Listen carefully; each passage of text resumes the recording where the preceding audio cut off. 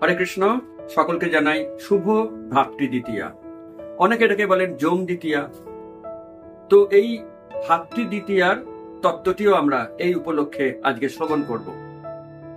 সূর্যদেব, তার পুত্র যম, কন্যা যমুনা, তার স্ত্রী সংজ্ঞা সূর্য লোকে সূর্যের যে অসম্ভব তেজ সেটি সহ্য করতে না পেরে সংজ্ঞা অন্যত্র চলে যান এবং তার ছায়াকে তিনি সূর্যলোকে রেখে যান।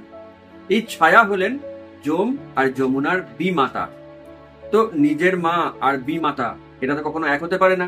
অতএব ছায়াও যম এবং যমুনার সঙ্গে কুশল ব্যবহার করতেন না।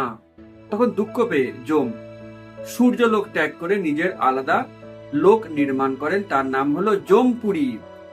এই যমপুরীতে যমরাজ আজও থাকেন। তার কাজ হচ্ছে যে সমস্ত মৃত জীবাত্মা সেখানে যাবে তাদের বিচার করা এবং পাপীদের কঠোর দণ্ড দেওয়া নরকে নিয়ে গিয়ে। তো এই যে তার এই দণ্ডদান, এটি তার বোন যমুনা, সে তো মেয়ে, তার কোমল হৃদয়, সে এগুলি সহ্য করতে পারতো না। তাই সে দাদার সঙ্গে একই লোকে থাকতো না। আবার সূর্য লোকে বিমাতা রয়েছে, সেখানেও থাকতো না। সে অন্যত্র নিজে আলাদা থাকতো এবং তার মাঝে মাঝে দাদার কথা মনে পড়তো, দাদাকে ইনভাইট করতো, দাদা তুমি প্লিজ একবার এসো। তো যমরাজ খুব ব্যস্ত, এত জীবাত্মা নিয়ে তার কারবার, কাউকে স্বর্গে পাঠাচ্ছেন, কাউকে নরকে পাঠাচ্ছেন, খুব ব্যস্ত, সময় আর মেলে না। একবার হঠাৎ করে সময় মিলে গেল।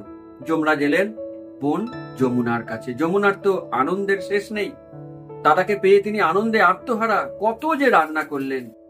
আর তিনি দাদাকে আরতি করলেন, গলায় ফুলের মালা পরিয়ে দিলেন, প্রণাম করলেন এবং অনেক কিছু রান্না করে খাওয়ালেন, কপালে তিলক পরিয়ে দিলেন।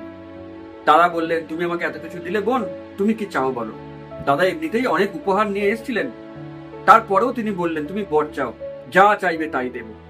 তখন বোন বর চাইলেন যে তুমি প্রতিজ্ঞা করো, আজকের দিনে যে আমি তোমাকে কপালে তিলক পরিয়ে দিলাম, ফোঁটা দিলাম, অনেক কিছু রান্না করে খাওয়ালাম, যে সমস্ত অন্যান্য বোনেরা আজকের দিনে তার নিজে দাদাকে কপালে তিলক পরিয়ে দেবে এবং রান্না করে খাওয়াবে, সেই সকল দাদাকে তুমি নরকে পাঠাবে না, তাদেরকে যমদণ্ড দেবে না। যম বললেন তথাস্তু, তাই হবে।